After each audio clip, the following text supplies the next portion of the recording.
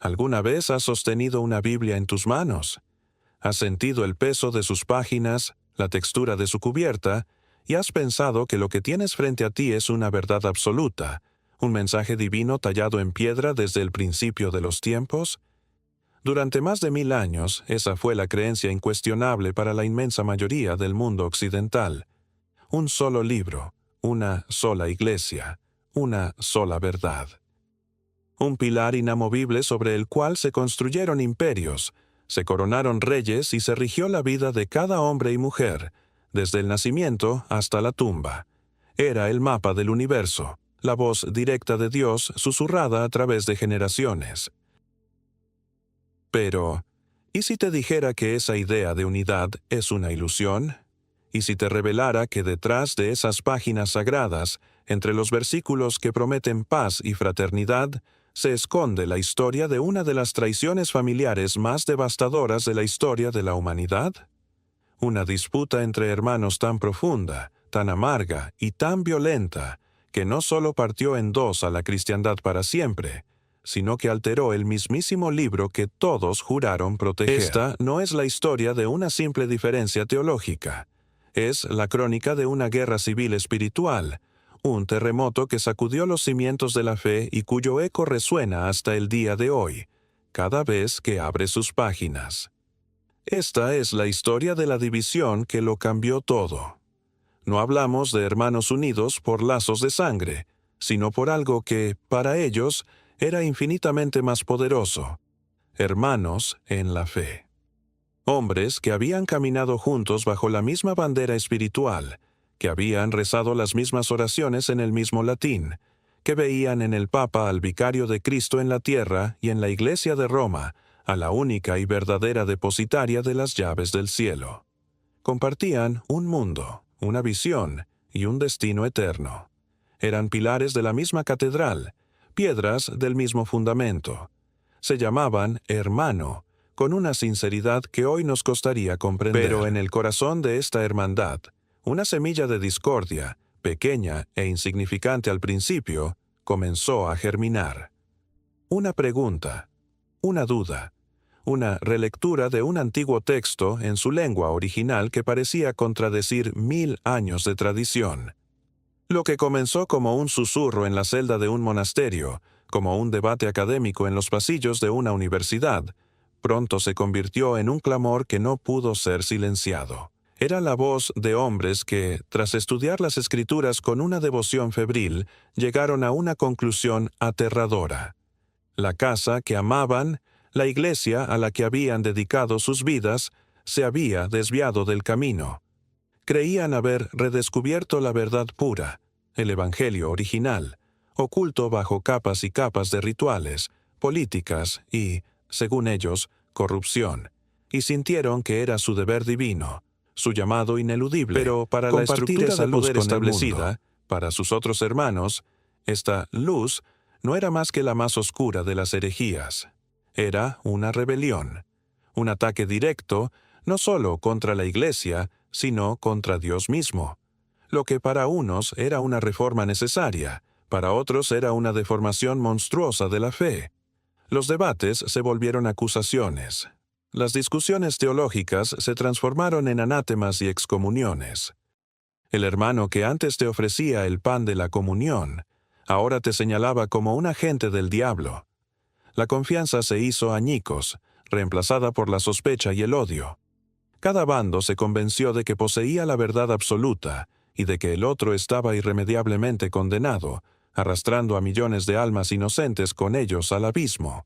Y entonces, en medio de esa tormenta de fuego y furia, ocurrió lo que parecía imposible: la ruptura total e irreparable de una fe milenaria, la fractura de la familia de Cristo, se volvió absolutamente inevitable. Esta fractura no fue limpia. Fue un desgarro violento que dejó heridas que quizás nunca sanen por completo. Familias se dividieron, amigos se convirtieron en enemigos mortales, y naciones enteras se levantaron en armas unas contra otras en nombre del mismo Dios. Pero el campo de batalla más crucial, el territorio más disputado, fue el propio libro sagrado. La Biblia se convirtió en el arma y el premio. ¿Qué libros pertenecían realmente a ella? ¿Qué textos eran inspirados por Dios y cuáles eran meras adiciones humanas? ¿Quién tenía la autoridad para decidirlo? La lucha por el alma de Europa se convirtió en una lucha por el canon de las Escrituras. Libros que durante siglos habían sido parte de la Biblia fueron arrancados de sus páginas por un bando, mientras el otro los defendía con aún más fervor. La palabra de Dios, que debía ser fuente de unidad, se convirtió en la justificación para la división más profunda. Si esta increíble y trágica historia de fe, poder y traición ya ha capturado tu atención y quieres descubrir exactamente cómo esta lucha de titanes resultó en la Biblia que probablemente tienes en tu estantería hoy, hazme saber desde qué parte del mundo nos acompañas escribiéndolo en los comentarios. Tu participación nos ayuda a llegar a más personas apasionadas por la historia como tú. Y, por supuesto, si no quieres perderte cómo se desarrolló este conflicto que cambió el mundo, suscríbete a este canal y activa la campanita para que te notifiquemos cuando subamos la continuación de este relato. Créeme, apenas hemos arañado la superficie. Lo que estamos a punto de explorar no es solo una lección de historia empolvada. Es la crónica de cómo se forjaron las identidades nacionales, de cómo la política y la religión se entrelazaron en una danza mortal y, sobre todo, de cómo la búsqueda apasionada de la verdad puede llevar a los hombres a cometer actos terribles en nombre de la piedad. Vamos a desentrañar los argumentos, a conocer a los protagonistas de carne y hueso, a sentir su pasión, su miedo y su inquebrantable convicción. Veremos cómo Martín Lutero, un monje atormentado por su propia salvación, desafió al hombre más poderoso del planeta. Entenderemos por qué la invención de la imprenta fue como arrojar gasolina a un incendio que ya estaba fuera de control. Y descubriremos por qué, hasta el día de hoy, una Biblia católica y una Biblia protestante no contienen exactamente los mismos libros.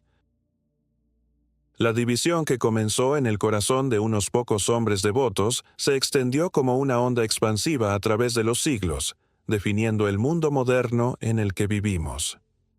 Para entender quiénes somos hoy, debemos regresar al momento en que estos hermanos se miraron a los ojos y, en lugar de un reflejo de su propia fe, vieron la cara de un enemigo.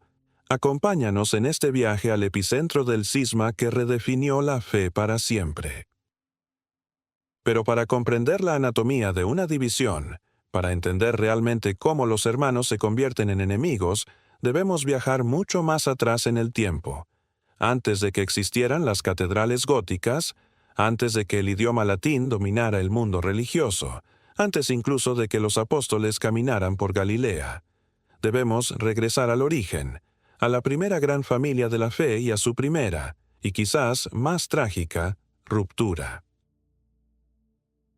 Tenemos que transportarnos a una era dorada, un tiempo que parecía un destello del paraíso en la tierra, el reinado de un rey cuyo nombre se convirtió en sinónimo de sabiduría y opulencia, el rey Salomón. Para apreciar la oscuridad de la fractura que vendría, primero debemos quedar cegados por la luz de lo que una vez fue. Tras años de guerra y conquista bajo el liderazgo de su padre, el rey David, un guerrero formidable, Israel anhelaba la paz. No fue una paz frágil, sino una era de seguridad y prosperidad sin precedentes, una Pax Salomónica. La Biblia lo describe de una manera poética pero poderosa. Judá e Israel vivían seguros, cada uno debajo de su parra y debajo de su higuera, desde Dan hasta Beerseba, todos los días de Salomón. Imaginen esa escena por un momento. No es solo la ausencia de guerra, es una prosperidad tan profunda y una seguridad tan absoluta que cada familia podía sentarse a la sombra de sus propios árboles, en su propia tierra, sin temor. Era el cumplimiento de una promesa divina, un reino bendecido que se convirtió en el faro del mundo antiguo. El motor de esta era dorada era la mente de su rey. La historia del juicio de Salomón, con las dos mujeres que reclamaban al mismo bebé, es legendaria. Pero su sabiduría no era solo para resolver disputas domésticas. Era una inteligencia sobrenatural que abarcaba la diplomacia, la administración, la biología y la poesía. Negoció alianzas con los reinos vecinos, como con Hiram, el rey de Tiro, no a través de la espada, sino del comercio. Abrió rutas comerciales que traían a Jerusalén las maravillas del mundo conocido. Los barcos de Tarsis llegaban cargados de oro, plata, marfil. El oro de Ofir fluía hacia las arcas reales en cantidades tan asombrosas que la plata, el metal precioso de otros reinos, no era de estima en los días de Salomón, llegando a ser tan común en Jerusalén como las piedras en el camino. Reyes y reinas, como la famosa reina de Saba, viajaban durante meses a través de desiertos implacables, no para conquistar o firmar tratados, sino simplemente para escuchar, para ser testigos de una sabiduría que, en el corazón de este reino solo podía proceder de Dios. En la cima del monte Moriah se erigía la joya de la creación de Salomón, el proyecto que definiría su legado para toda la eternidad, el Templo de Jerusalén. No era simplemente un edificio, era una declaración, era la morada literal de Dios en la tierra, el punto de encuentro entre el cielo y la humanidad. Durante 7 años, más de 150,000 hombres trabajaron en su construcción.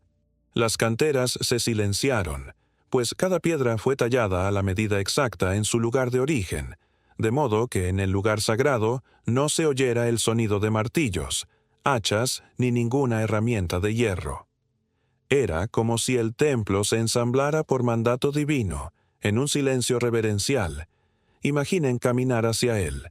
Los muros exteriores, construidos con piedras blancas y pulidas, brillaban bajo el sol del mediodiente, cegando a quienes lo miraban. El olor penetrante de la madera de cedro, el mundo exterior traída desde los lejanos bosques del Líbano, llenaba el aire. Pero no veías la madera. Cada pared, cada viga, cada centímetro del interior estaba revestido, laminado en oro puro.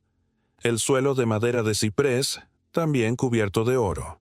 Las paredes estaban adornadas con tallas intrincadas de querubines, palmeras y flores abiertas, todo bañado en ese resplandor dorado. Era un candelabro de oro macizo, diseñado para reflejar la gloria y la santidad del Dios invisible que moraba en su interior. Y en el centro de todo, detrás de un velo púrpura, se encontraba el lugar más sagrado del planeta, el lugar santísimo. Dentro de esta cámara cúbica, perfecta y completamente forrada en oro, 2 querubines gigantes de madera de olivo, de más de 4 metros de altura, extendían sus alas de oro de pared a pared, protegiendo el objeto más sagrado de Israel. Fue consagrado, la Biblia dice que la gloria de Jehová llenó el lugar como una nube tan densa que los sacerdotes no podían ni siquiera permanecer de pie para ministrar. Era el clímax de la historia de Israel. Dios había descendido para vivir entre su pueblo. Jerusalén misma se transformó en una capital imperial, un centro cosmopolita que deslumbraba a todos los que la visitaban. El palacio de Salomón tardó 13 años en construirse, casi el doble que el templo. Tenía una armería, un bosque del Líbano con sus imponentes columnas de cedro y un trono de marfil y oro tan magnífico que se decía que no tenía igual en ningún otro reino. La paz trajo riqueza. La riqueza trajo esplendor, y el esplendor atrajo a gente de todas las naciones, convirtiendo a Israel en el centro cultural y económico del mundo. Este era el pináculo, una nación, un rey, un Dios, una unidad perfecta, un testimonio viviente del favor divino. Con tanto detalle? La plata siendo tan común como las piedras, un templo construido en silencio reverencial y una sabiduría que atraía a la realeza de tierras lejanas. Si esta descripción te ha transportado a ese mundo perdido, escribe en los comentarios, no lo sabía. Este era el sueño de David hecho realidad por su hijo. Un reino eterno, una dinastía inquebrantable, un pacto sellado con Dios y manifestado en oro destinado a durar para siempre. Pero incluso en la luz más brillante, las sombras más oscuras comienzan a formarse, a menudo desapercibidas. Y el precio de este paraíso, el coste humano y espiritual de tanta magnificencia, pronto sería presentado. La factura llegaría, y no se pagaría con oro ni plata, sino con la unidad de la nación, desgarrando a la familia de Israel en dos. Las mismas semillas de la grandeza de Salomón contenían el veneno de la futura división, un pacto sellado con Dios. Desde la cima del mundo, en el apogeo de su gloria, parecía que nada podía salir mal. Pero la historia nos enseña una lección brutal. Las más grandes fortalezas casi nunca son destruidas desde fuera, sino que se pudren lentamente desde dentro. Las semillas de la división de Israel no fueron plantadas por un ejército invasor ni por una catástrofe natural. Fueron sembradas en el lugar más íntimo y vulnerable de todos, el corazón de su rey. El veneno entró de la forma más sutil y seductora posible, la diplomacia. Para mantener esa paz que tanto había costado, para asegurar las rutas comerciales que llenaban sus arcas de oro, Salomón forjó alianzas con las naciones circundantes. Y en el mundo antiguo, los tratados no se sellaban con tinta, sino con sangre y matrimonio. Tomó como esposa a la hija del faraón de Egipto, a princesas de Moab, de Amón, de Edom y de Sidón. Desde una perspectiva puramente política y humana, era una estrategia brillante. Cada matrimonio era un pacto de no agresión, un puente comercial, un ladrillo más en el muro de su seguridad.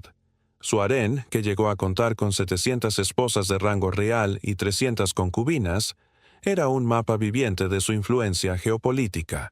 Un mandato divino, había un problema claro y explícito, dado a Israel siglos antes. No os uniréis en matrimonio con ellas, porque ciertamente harán inclinar vuestros corazones tras sus dioses. Era una advertencia profética, un cortafuegos espiritual diseñado para proteger el corazón de la nación. Y Salomón, el hombre más sabio de la tierra, en la cima de su poder, probablemente pensó que esa regla no se aplicaba a él. Quizás su orgullo le susurró que su sabiduría era lo suficientemente grande como para manejar el riesgo, que su fe era tan fuerte que podría permitirse jugar con fuego sin quemarse. Creyó que podía controlar la situación, tener lo mejor de ambos mundos, la bendición de Dios y las ventajas políticas del mundo pagano. Fue el error de cálculo más grande de su vida, porque estas mujeres no llegaron solas a Jerusalén. Trajeron consigo su cultura, sus costumbres, sus sirvientes y, por supuesto, a sus dioses. Al principio pudo haber sido un asunto privado, pequeños santuarios en sus aposentos, oraciones susurradas en lenguas extrañas. Pero la complacencia es el óxido del alma. Lo que comienza como tolerancia, poco a poco se convierte en aceptación, y la aceptación en participación. La Biblia es devastadora en su veredicto. Y sucedió que cuando Salomón era ya viejo, sus mujeres inclinaron su corazón tras dioses ajenos, y su corazón no era perfecto para con Jehová su Dios, como el corazón de su padre David. El hombre que había sido bendecido con un corazón entendido, ahora tenía un corazón dividido. Una parte aún reconocía al Dios de Israel, pero otras partes, entregadas por amor o por conveniencia a sus esposas, resuenan como un eco siniestro de la traición. A otros. Astoret, la diosa de los sidonios, la reina del cielo. Quemos, el dios abominable de Moab, a quien se le ofrecían sacrificios terribles. Y Moloc, el ídolo de los amonitas, una deidad infame asociada con el sacrificio de niños en el fuego. Y aquí es donde la tragedia alcanza su punto más bajo. Salomón, el constructor del templo, el hombre que creó la morada de Dios en la tierra, usó su propia riqueza, su propia autoridad y sus propios arquitectos para hacer lo impensable. No solo permitió su culto, sino que lo promovió activamente. La Escritura dice que edificó un lugar alto para Quemos, en el monte que está enfrente de Jerusalén, y para Moloc. Imaginen la escena. Desde el patio del magnífico templo de Jehová, el lugar más sagrado del mundo, ahora se podían ver, en la colina de enfrente, los humos de los altares paganos ascendiendo hacia el cielo. La ciudad santa, la ciudad de Dios, quedó manchada con altares a deidades extranjeras. El corazón dividido del rey se había manifestado en el paisaje geográfico y espiritual de su reino. La pureza se había corrompido. La unidad, La sabiduría se había que roto. una vez fue su Primero mayor regalo en su alma, se convirtió en y la pronto justificación en de su su nación. pecado. Su riqueza en el financiamiento de la idolatría. Su paz en la puerta de entrada para la corrupción espiritual. Había roto la primera y más importante cláusula de su pacto con Dios, la lealtad exclusiva. Y esta vez, el silencio de Dios se rompió. Se le apareció a Salomón una segunda vez, no con bendiciones, sino con un juicio solemne. Le recordó el pacto y le entregó la sentencia. Por cuanto has hecho esto, y no has guardado mi pacto, rasgaré de ti el reino, y lo entregaré a tu siervo. Por amor a su padre David, la sentencia no se ejecutaría en vida de Salomón, sino en la de su hijo. El reino no sería destruido por completo, una tribu permanecería, pero la unidad estaba sentenciada a muerte. La era dorada había terminado oficialmente. Si crees que el orgullo y un corazón dividido pueden alejar a cualquiera de Dios, incluso al hombre más sabio del mundo, demostrando que sin una entrega total la caída es inevitable, escribe en los comentarios: solo Dios reina. El daño estaba hecho. Las grietas que se formaron en el corazón de un hombre pronto se convertirían en las fallas tectónicas que harían añicos un reino. La idolatría que él mismo había invitado y financiado no desaparecería con raíces profundas, especialmente en las tribus del norte, que ya se sentían oprimidas por sus altos impuestos y trabajos forzados. El escenario para la guerra civil estaba listo. Los hijos de Israel, los hijos de Jacob, estaban a punto de convertirse en enemigos. La división ya no era una posibilidad, era una profecía a punto de cumplirse.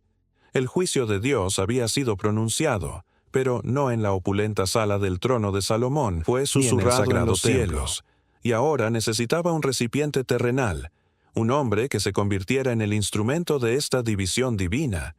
Y ese hombre ya estaba allí, oculto a plena vista, ascendiendo en las filas del propio reino de Salomón. Su nombre era Jeroboam, hijo de Nabat, de la tribu de Efraín. No era un príncipe ni un noble. Era un hombre del norte, de las tribus que sentían con más fuerza el peso de los ambiciosos proyectos de Salomón. Las tribus que proveían la mayor parte de la mano de obra forzada y pagaban los impuestos más altos para sostener un esplendor que se concentraba muy lejos, en Jerusalén. Jeroboam era descrito como un hombre valiente y esforzado, y sobre todo, activo. Tenía talento, ambición y carisma. Salomón, en su sabiduría, reconoció estas cualidades y cometió un error fatalmente irónico. Lo puso a cargo de toda la leva de trabajos forzados Salomón de la casa le de estaba José, dando a Jeroboam, es decir, una plataforma de sus propias tribus Lo norteñas. convirtió En un líder. Le dio autoridad sobre los mismos hombres que estaban más descontentos con el rey. Jeroboam no solo supervisaba su trabajo, escuchaba sus quejas, sentía su resentimiento. Se convirtió, en silencio, en la encarnación de sus frustraciones. Un día, el destino se puso en marcha. Jeroboam salió de Jerusalén, quizás para supervisar Mientras caminaba alguna por obra un campo o para solitario, visitar a su familia. Lejos de lejos las miradas de la corte, se encontró con una figura. Era el profeta Ahías de Silo. Los profetas en Israel no eran meros adivinos. Eran la conciencia de la nación, la voz de Dios en la tierra, a menudo portadores de mensajes incómodos y peligrosos. Ahías llevaba puesto un manto nuevo, una prenda sin usar, entera, un símbolo perfecto del Reino Unido de Israel. En el silencio de aquel campo, Ahías realizó uno de los actos proféticos más dramáticos de toda la Biblia. Agarró su propio manto nuevo y, con una fuerza decidida, lo rasgó. El sonido de la tela rompiéndose debió resonar en el aire, un sonido violento y definitivo. Lo partió no en 2, ni en 3, sino en 12 pedazos, uno por cada tribu de Israel. Luego se volvió hacia un atónito Jeroboam, un siervo de Dios, destruyendo su propia ropa y ofreciéndole la mayor parte. La conmoción de Jeroboam. Pero las siguientes palabras de Ahías transformarían su confusión en un terror y una ambición electrizantes. Hablando en nombre de Dios, el profeta le entregó el decreto divino. He aquí que yo rasgo el reino de la mano de Salomón, y a ti te daré 10 tribus. Ahías explicó la razón: la idolatría de Salomón, su corazón dividido, su traición al pacto. El juicio que Dios le había susurrado al rey en privado, ahora se lo estaba gritando al mundo a través de su profeta. La profecía era increíblemente específica. Salomón no perdería todo. Por amor a David, el siervo de Dios, y por amor a Jerusalén, la ciudad elegida, a su dinastía se le permitiría conservar una tribu. La luz de David no se apagaría por completo.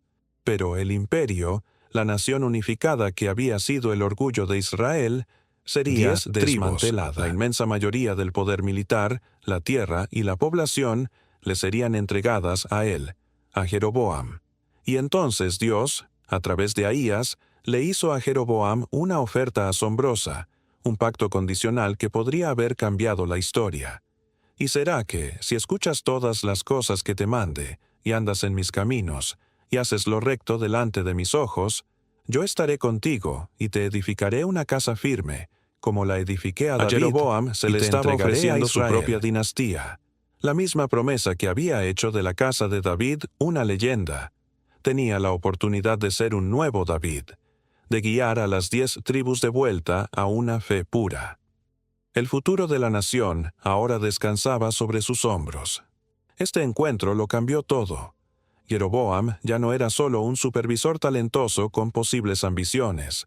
Ahora era el rey ungido por la profecía, el elegido de Dios para liderar la nueva nación de Israel. Llegó a oídos de Salomón, y la reacción del viejo y sabio rey demostró cuán lejos había caído. En lugar de arrepentirse, en lugar de buscar a Dios, se llenó de miedo y paranoia. Su única respuesta fue la de un tirano. Intentó asesinar a Jeroboam. El hombre bendecido con la sabiduría divina ahora recurría al asesinato para aferrarse a un poder que Dios ya le había quitado. Jeroboam, advertido, encontró refugio en Egipto para salvar su vida, bajo la protección del faraón Sisac, el mismo Egipto del que Israel había escapado de la esclavitud siglos atrás. Ahora, irónicamente, se convertía en el santuario del futuro rey de Israel. Allí esperaría, como un rey en el exilio, aprendiendo la política de las cortes extranjeras, mientras el reloj avanzaba y la vida de Salomón se consumía. Si tú también crees que, sin importar los planes de los reyes o el poder de los imperios, la voluntad de Dios siempre prevalece y su palabra se cumple inevitablemente, declara tu fe en los comentarios escribiendo: Dios cumple su palabra.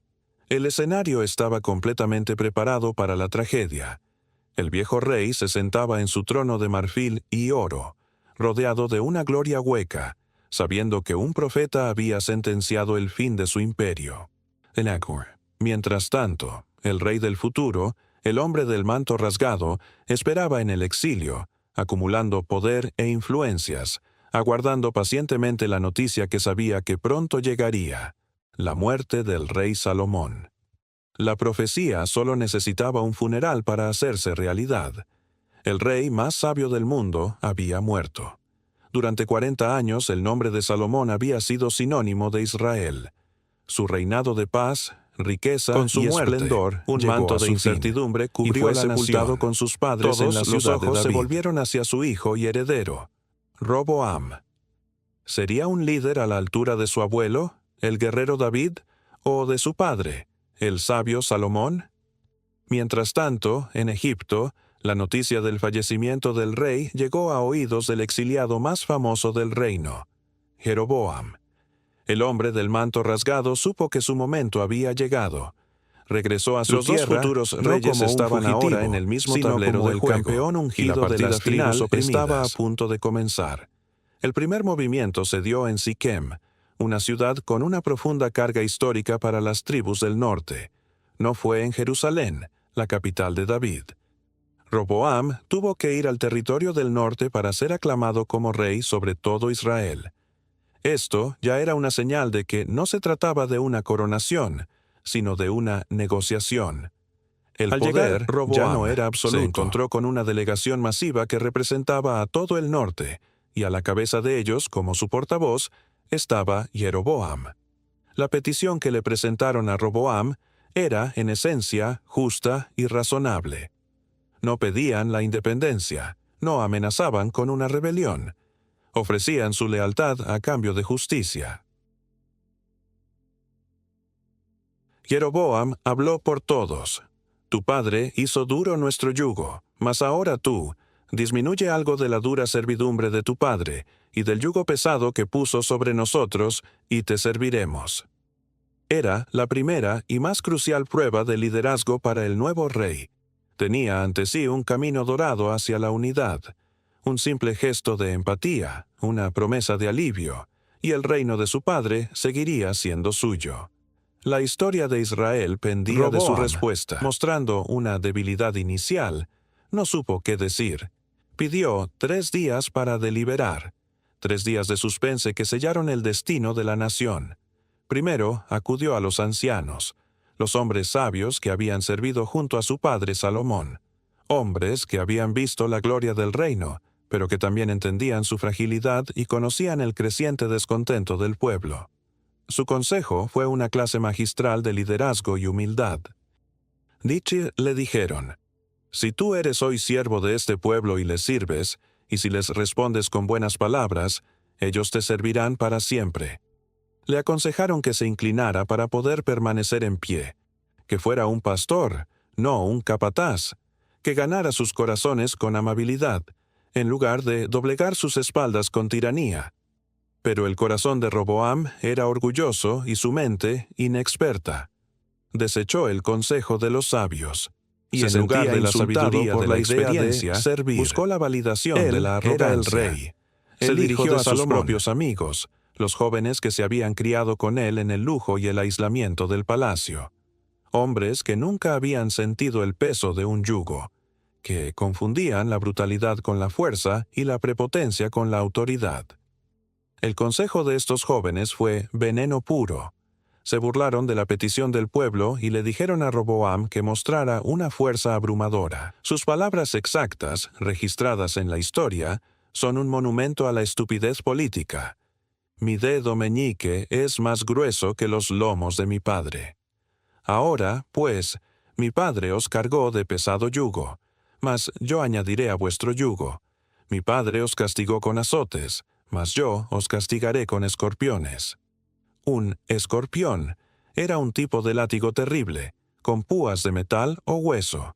No era solo una negativa, es una historia amenaza sádica. Pero ¿acaso no resuena de guerra contra su propio pueblo? Actualidad?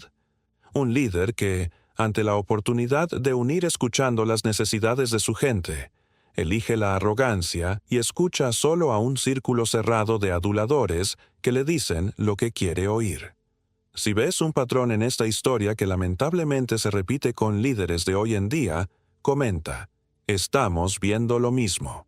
Al tercer día, Jeroboam y todo el pueblo se presentaron ante Roboam para recibir su respuesta. Con una arrogancia suicida, el rey, ignorando a los ancianos y citando a sus amigos, les habló con la dureza que le habían aconsejado.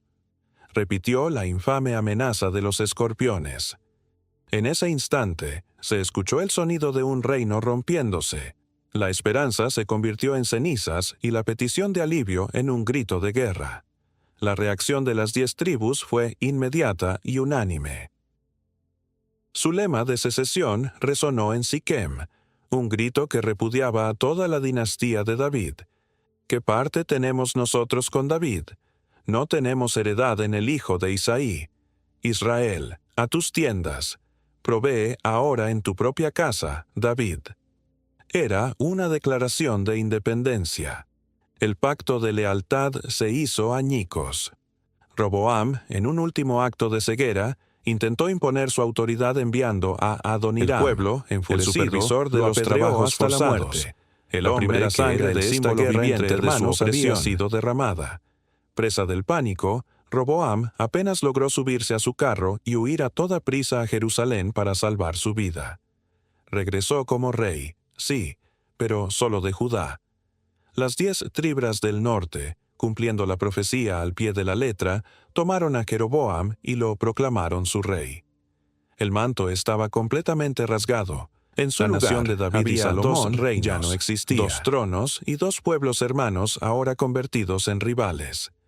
La división profetizada se había consumado, no por un ejército extranjero, sino por la necedad y el orgullo de un solo hombre. La historia de Israel entraba en su capítulo más oscuro, uno que se escribiría, no con oro y sabiduría, sino con hierro y sangre. El sonido de un reino rompiéndose no es el de un ejército invasor, es el sonido de miles de corazones que se quiebran al mismo tiempo. Es el silencio atónito que sigue a una palabra arrogante, y es el grito de furia que finalmente desata la frustración acumulada durante décadas. Las palabras de Roboam, «Os castigaré con escorpiones», no fueron una muestra de fuerza, fueron el martillo que hizo añicos la frágil vasija de la unidad de Israel. Y la respuesta del pueblo fue un eco que resonaría por toda la eternidad, un grito que se convirtió en la declaración de independencia del norte. ¿Qué parte tenemos nosotros con David? No tenemos heredad en el hijo de Isaí. Israel, a tus tiendas. Esta frase, Israel, a tus tiendas, es mucho más que un simple vámonos a casa. Es una antigua llamada militar, un código para disolver la lealtad al comandante en jefe. Era la orden de abandonar el ejército unido de Israel y replegarse a las antiguas lealtades tribales. En ese momento, dejaron de ser una sola nación bajo un solo rey para volver a ser una confederación de tribus fracturada. El sueño de David, de una nación unida y fuerte, murió en los labios de su propio nieto.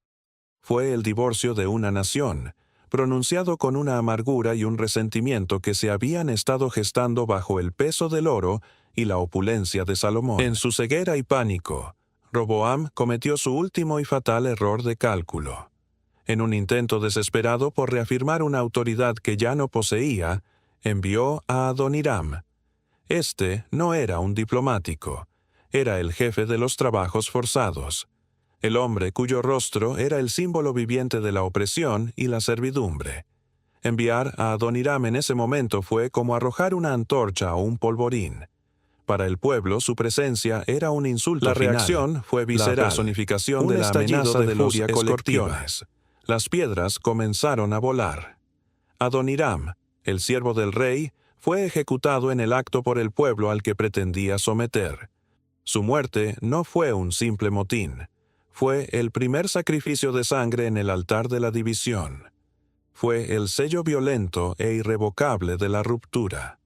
Al ver a su principal oficial lapidado, el terror finalmente se apoderó del arrogante Roboam. El hombre que momentos antes amenazaba con látigos salvajes, ahora se apresuraba a subir a su carro, no para liderar una carga, sino para huir por su vida. La imagen es devastadora. El rey de Israel, nieto de David, escapando a toda velocidad de su propio pueblo, dejando atrás un cuerpo ensangrentado y el cadáver de una nación unida. Su huida a Jerusalén no fue un repliegue táctico, fue una abdicación. Se convirtió en rey de una ciudad, renunció a cualquier pretensión sobre los restos de un imperio destrozado por su propia necedad. La profecía del manto rasgado se había cumplido. La familia se había roto. Esta historia no es solo sobre política y poder. Es sobre la tragedia de la división, sobre cómo el orgullo puede destruir en un día lo que costó generaciones construir. Es el dolor de ver a hermanos que una vez compartieron un templo, una ley y un Dios, mirarse ahora con odio a través de una nueva frontera forjada por la desconfianza. Si la imagen de esta familia rota, de una nación que se desgarra por la arrogancia de un líder, te impacta y te duele, escribe en los comentarios, «Me duele la división». Con Roboam humillado y refugiado en Jerusalén, Jeroboam tenía todo lo que la profecía le había prometido. Era el rey de 10 tribus, la nueva y poderosa nación del norte, que conservó el nombre de Israel. Fortificó Siquem como su capital y comenzó a consolidar su poder. Sin embargo, en medio de su triunfo, Jeroboam se enfrentó a un problema existencial, una debilidad fatal en el corazón de su nuevo reino. Un problema de fe. El centro espiritual de toda la nación, el único lugar en la tierra donde Dios había puesto su nombre, el Templo de Salomón, estaba en Jerusalén, la capital de su enemigo. El rey pensó para sí: si este pueblo sube a ofrecer sacrificios en la casa de Jehová en Jerusalén, el corazón de este pueblo se volverá a su señor, a Roboam, rey de Judá, y me matarán a mí, y se volverán a Roboam. Su lógica era puramente política. ¿Cómo podría mantener la lealtad de un pueblo que, por mandato divino, debía peregrinar 3 veces al año al corazón del territorio enemigo para adorar? La lealtad a Dios, temía él, inevitablemente reavivaría la lealtad a la casa de David. El miedo comenzó a ahogar su fe. El rey, que había sido puesto en el trono por la mano de Dios, ahora actuaba como si Dios no fuera capaz de protegerlo. Y aquí, Jeroboam cometió el pecado original que definiría en lugar de confiar en el Dios que le había dado el reino, siempre, confió en su propia astucia política, y su solución fue una blasfemia de proporciones históricas. Tras consultar con sus asesores, el rey tomó una decisión catastrófica. Crearía una nueva religión de Estado, una alternativa conveniente al Templo de Jerusalén. Mandó a hacer 2 becerros de oro. La elección no fue casual. Era un eco directo del pecado más infame de Israel en el desierto, cuando Aarón construyó un becerro de oro al pie del monte Sinaí. Jeroboam estaba repitiendo la apostasía original. Colocó estratégicamente los 2 ídolos en los extremos de su reino. Uno en Betel, en el sur, justo en la ruta principal hacia Jerusalén, para interceptar a los peregrinos, y el otro en Dan, en el extremo norte, para servir a las tribus más lejanas. Luego, se presentó ante el pueblo y pronunció las mismas palabras infames que Aarón había dicho siglos antes. «He aquí tus dioses, oh Israel, que te hicieron subir de la tierra de Egipto». Fue una perversión total. No negó a Dios, sino que lo redefinió, atrapándolo en la imagen de un ídolo, una abominación. Pero no se detuvo ahí. Para completar su cisma religioso, institucionalizó la idolatría.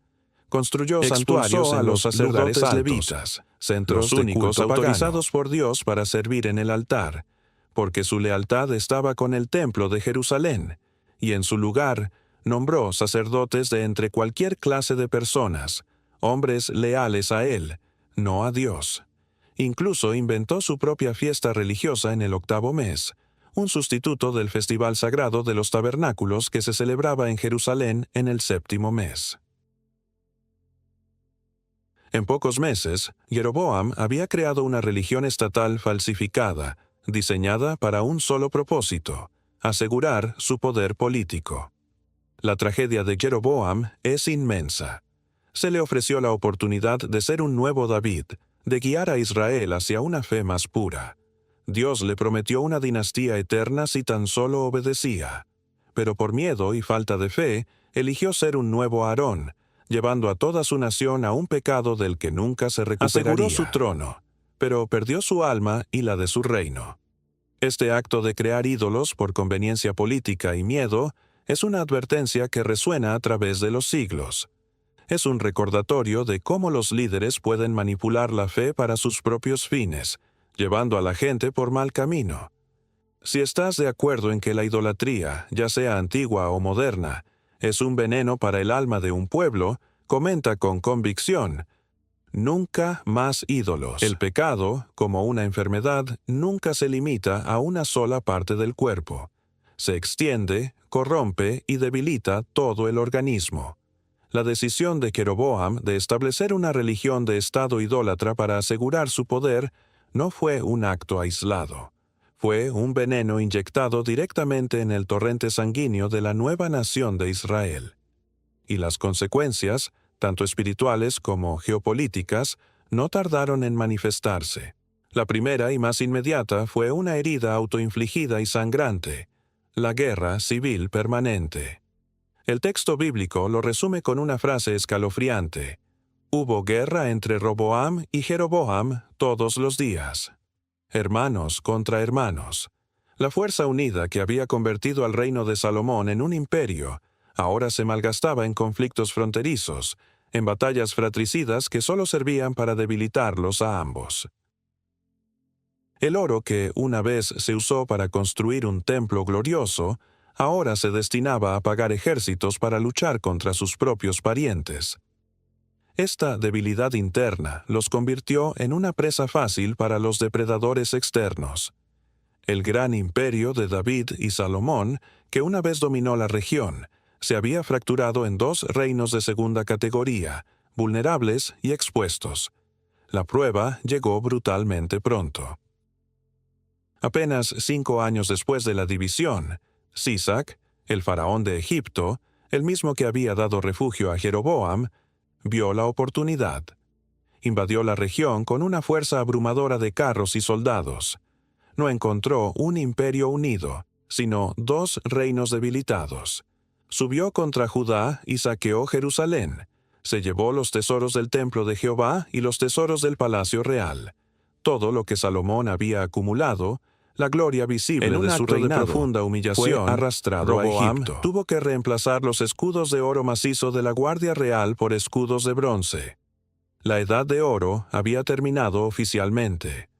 Ahora era una edad de bronce, una imitación barata de su antigua gloria. La división había costado no solo su unidad, sino también su soberanía y su riqueza. Pero la consecuencia más profunda no fue la militar o la económica, sino la espiritual. La idolatría de Jeroboam se convirtió en el pecado original del reino del norte, una enfermedad hereditaria que infectó a cada uno de sus sucesores. Rey tras rey, la Biblia repite la misma condena. Anduvo en el camino de Jeroboam, y en su pecado con que hizo pecar a Israel. Esta infidelidad a Dios no solo se manifestó en altares paganos, sino que erosionó todo el tejido moral de la sociedad. La injusticia social se disparó. Los ricos oprimían a los pobres, los jueces aceptaban sobornos y la honestidad desapareció de la vida pública. Y en medio de esta oscuridad, Dios no permaneció en silencio. Hizo lo que siempre hace cuando su pueblo se desvía. Envió a sus mensajeros, los profetas. Hombres valientes, a menudo solitarios y perseguidos, que se convirtieron en la conciencia de la nación. Ahías, el mismo que le dio el reino a Jeroboam, fue el primero en profetizar su caída por su terrible pecado. Como Elías, que desafió a los 450 profetas del dios pagano Baal en el monte Carmelo, o Eliseo, su sucesor. Y luego vinieron profetas como Amós, un simple pastor que tronó contra la opresión de los pobres en Israel, y Oseas, a quien Dios le ordenó casarse con una mujer infiel como un símbolo viviente del corazón roto de Dios por la infidelidad de su pueblo. Su mensaje era consistente y aterrador. La adoración de ídolos y la práctica de la injusticia son una afrenta a un Dios santo. Arrepiéntanse o enfrenten la destrucción total. Eran advertencias urgentes, gritos en el desierto que, lamentablemente, la mayoría de los reyes y el pueblo decidieron ignorar. La historia de la caída de Israel y Judá es la historia de advertencias divinas desoídas. Es un testimonio eterno de que alejarse de los principios de Dios, tanto individualmente como en sociedad, conduce inevitablemente a la decadencia y al colapso. No es un castigo arbitrario, es una consecuencia natural, como la gravedad. Si entiendes que esta historia de decadencia y las valientes advertencias de los profetas no son solo un relato antiguo, sino un espejo que refleja verdades eternas sobre las consecuencias de nuestras decisiones, escribe en los comentarios. En medio del juicio, la guerra, la idolatría y la inminente catástrofe, parecería que el plan de Dios para su pueblo había fracasado. El Reino Unido se había hecho añicos y la mayor parte de la nación se había sumergido en una apostasía de la que nunca se recuperaría. La oscuridad era casi total, pero Dios nunca opera en la oscuridad total, Incluso en la noche más profunda del juicio, Él siempre se asegura de dejar una luz encendida, un hilo de esperanza, en esta historia, un recordatorio de su misericordia, la promesa a David. Mientras el reino del norte, Israel, se hundía en el caos, con dinastías que duraban apenas unos años antes de ser aniquiladas por golpes de Estado y asesinatos, el reino del sur, Judá, experimentaba algo radicalmente diferente. A pesar de sus muchos reyes malvados y sus propios coqueteos con la idolatría, una cosa permaneció constante. El linaje de David nunca fue quebrado. La corona pasó de padre a hijo, manteniendo una línea de sucesión ininterrumpida. Esto no fue una coincidencia política. Fue un milagro sostenido por la fidelidad de Dios a una promesa incondicional que le había hecho al rey David mucho antes. Tu casa y tu reino permanecerán para siempre delante de mí. Tu trono será estable eternamente.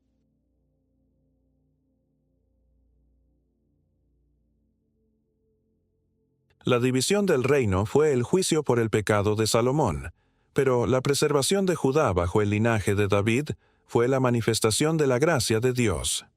Él mismo lo explicó a través del profeta Ahías cuando se rasgó el manto. A la casa de David se le dejaría una tribu, a fin de que mi siervo David tenga una lámpara todos los días delante de mí en Jerusalén, la ciudad que yo elegí para poner en ella mi nombre. Esa lámpara es una de las metáforas más hermosas de la Biblia. Es la luz de la esperanza que se niega a extinguirse. Es la promesa de que, a pesar de la infidelidad humana, Dios preservaría el linaje a través del cual, un día, nacería el Mesías, el definitivo Hijo de David. A lo largo de la turbulenta historia de Judá, esta lámpara estuvo a punto de apagarse en varias ocasiones. Hubo momentos, como durante el reinado de la malvada reina Atalía, en que casi todos los herederos al trono fueron asesinados. Pero Dios siempre, de manera milagrosa, preservó a un niño, a un descendiente, a un portador de la promesa, escondido en el templo, para asegurar que la línea no se rompiera. Mientras Israel se desvanecía en la historia, devorado por el imperio asirio por su pecado, Judá sobrevivió. Sufrió su propio exilio, sí, pero regresó, porque Dios tenía un pacto que cumplir. Su juicio es real, pero su misericordia encuentra la manera de preservar la historia bíblica. Es un relato honesto sobre el fracaso humano, sobre la facilidad con que nos desviamos, pero es, por encima de todo, la historia de un Dios que se niega a renunciar a su pueblo. Un Dios cuya fidelidad no depende de la nuestra. La división de Israel es una tragedia, pero la supervivencia de la promesa davídica es el testimonio de que ningún error humano puede descarrilar el plan soberano de Dios. Esta es la prueba de que, incluso en medio del juicio y de las consecuencias de nuestros peores errores, la fidelidad de Dios es inquebrantable. Él siempre mantiene un hilo de esperanza. Si esta verdad te fortalece y te llena de asombro, declara con fe en los comentarios: Dios nunca abandona. Hemos viajado a través del tiempo, desde la cima dorada de un imperio unido hasta el doloroso abismo de su fractura. Hemos visto la gloria de Salomón. Hemos sido testigos del juicio de Dios y el miedo, lo que es más importante, de su inquebrantable misericordia al mantener encendida una lámpara de esperanza en medio de la más profunda oscuridad.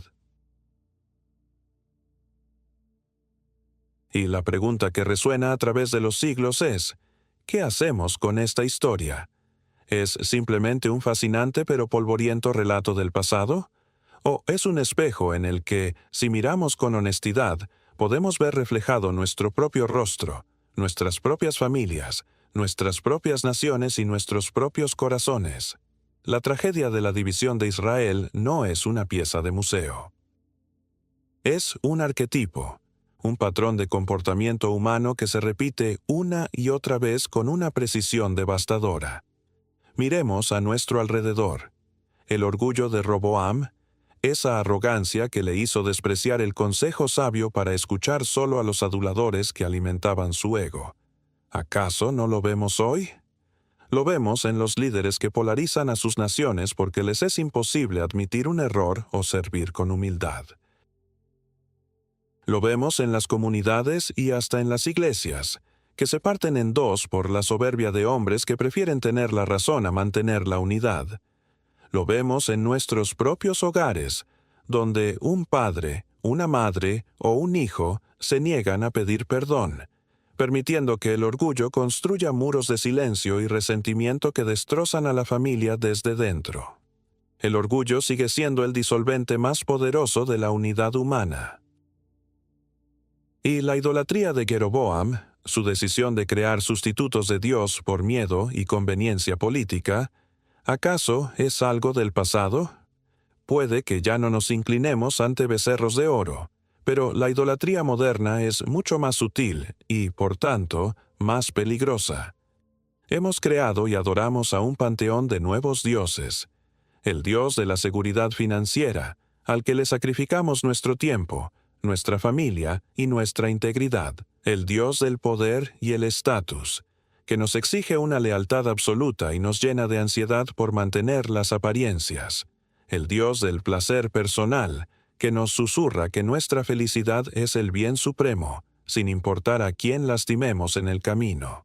Incluso ideologías políticas o causas sociales, cuando las elevamos por encima de todo, se convierten en ídolos que exigen nuestra adoración y nos llevan a odiar a quienes no se arrodillan en el mismo altar. Al igual que Jeroboam, cuando ponemos nuestra confianza última en estas cosas en lugar de en el Dios verdadero, el resultado es el mismo: un corazón dividido y una vida que, tarde o temprano, se desmorona. Profundicemos en estas dos sombras que nos persiguen. Pensemos en Roboam. Él tuvo acceso a la sabiduría acumulada de una generación, a los hombres que vieron a su padre en su mejor y peor momento. Pero eligió el consejo de su propia burbuja, de aquellos que pensaban como él, que sentían como él, que se beneficiaban de su poder. ¿No es esa la arquitectura de nuestro mundo digital? Las redes sociales y los algoritmos nos encierran en cámaras de eco, alimentándonos constantemente con información que confirma nuestros prejuicios y mostrándonos un mundo poblado únicamente por gente que está de acuerdo con nosotros. Nos convertimos, sin darnos cuenta, en reyes de nuestro propio y diminuto reino digital, rodeados de amigos que nunca nos desafían. Despreciamos la sabiduría de la historia, de la experiencia, de aquellos que piensan diferente, y la cambiamos por la validación instantánea de nuestra tribu. Tomamos decisiones catastróficas en nuestras vidas, en nuestras carreras, en nuestras relaciones, porque hemos perdido la capacidad de escuchar la voz de los ancianos, la voz de la prudencia, la voz que nos advierte de nuestra propia necedad. La tragedia de Roboam se repite cada vez que un líder se rodea solo de yes men, cada vez que una persona bloquea a cualquiera que cuestione su visión del mundo, creando una fortaleza de autoengaño que inevitablemente se derrumbará. Además, el pecado de Roboam fue confundir la brutalidad con la fuerza. Su amenaza de los escorpiones fue una actuación, un intento desesperado de parecer dominante. Creyó que el liderazgo consistía en imponer su voluntad, no en inspirar lealtad. Este es el gran engaño del poder autoritario. Lo vemos en la política, donde los líderes gritan más fuerte creyendo que eso los hace más fuertes. Lo vemos en las empresas, donde jefes tiranos crean culturas de miedo pensando que eso impulsa la productividad. Lo vemos incluso en las familias, donde el autoritarismo se disfraza de disciplina, rompiendo el espíritu en lugar de moldear el carácter. La verdadera fuerza, la que aconsejaron los ancianos, es la fuerza de la humildad, la capacidad de servir, de escuchar, de decir, me equivoqué. Es una fuerza que construye puentes. Roboam no eligió muros. La fuerza del escorpión, una fuerza que puede herir y atemorizar, pero que nunca puede construir algo que perdure. Al final, su fuerza lo obligó a huir como un cobarde. Es un recordatorio eterno de que el poder que se basa únicamente en la intimidación es, en realidad, la forma más frágil de poder que existe. Ahora miremos más de cerca a Jeroboam. Su pecado no nació de la arrogancia, sino del miedo. Un miedo muy humano y lo llevó a buscar el control por encima de la confianza, a perderlo todo. No podía controlar la fe de su pueblo. No podía controlar lo que sentirían en el templo de Jerusalén. Así que creó una religión que sí podía controlar. Esta es la raíz de casi toda la idolatría moderna.